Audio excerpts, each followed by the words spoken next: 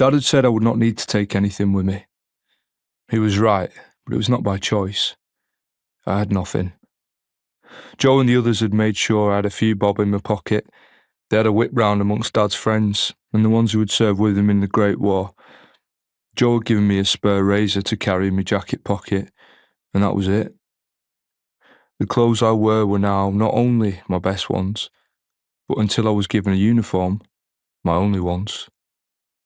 There was nothing else that I owned. The bomb had destroyed everything.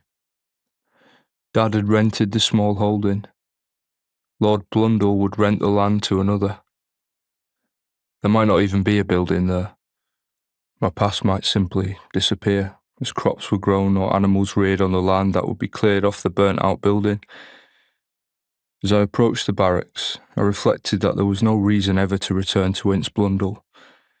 Joe had said there would always be a room for me, but the village would just have memories I could do without. The army had to be my future. I had nothing else, and the bombing raid had brought the war home to me. My fingers clenched into fists. I wanted revenge. I would never be able to find the airman who dropped his bombs because he thought he was going to crash. He had not intended to kill my family, but he had. I would make it my mission to kill as many Germans as I could. They had started this war, and I would finish it or die trying. It was noon by the time I reached the barracks. I had until 1700 to report. Dad had told me how the army liked to use such numbers. I stood outside the gate, staring at the khaki sentries standing guard. I hesitated.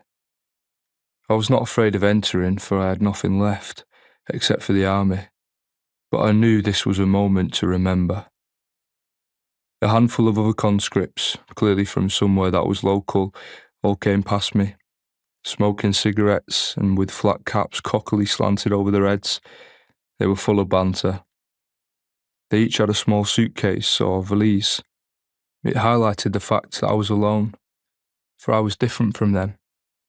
Not only were my family gone, but no one else from in Blundell had been called up. We all knew that they would, eventually, but that moment, I was a solitary conscript. I could almost hear my father's voice.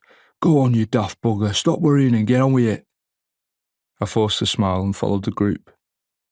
They were the ones who had to endure the challenge of the corporal of the guard, who said, "Where do you think you're going?" One of them, the cigarette hanging from the side of his mouth, said in a Scouse accent, "We've been called up, pal." The corporal smiled, but it was not a pleasant smile. It looked like the sort of smile a crocodile might give.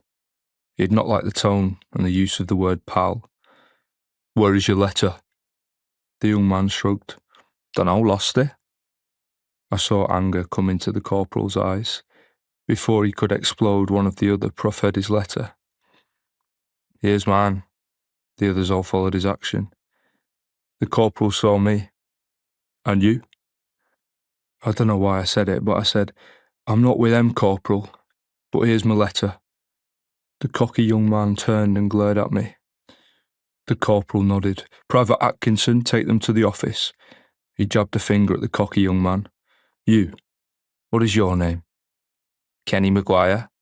The corporal sniffed. A Mick as well as a Scouser, I might have known.